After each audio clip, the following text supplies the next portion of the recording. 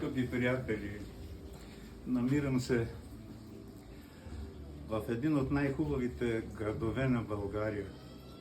Не случайно е спа столица на Балканите, град Велинград.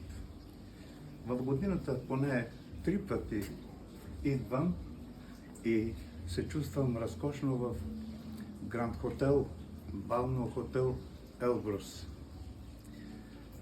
Тази вечер ще представя третия том на моята стихосбирка "От ада към рая",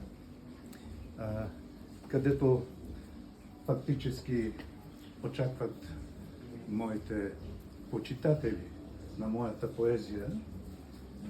Разбира се, ще бъда щастлив да споделя тази радост с всички вас. От сърце ви моля да поддържате и да сте заедно в тази радост с мен. Празнувам рождения си ден с великото нещо, което прави Господ за мен. Днес започвам 77 години. И нека от сърце да ви пожелая и на вас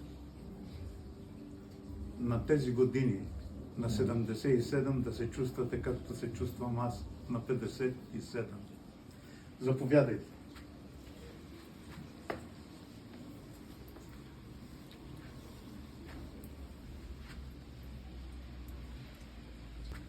Ще ги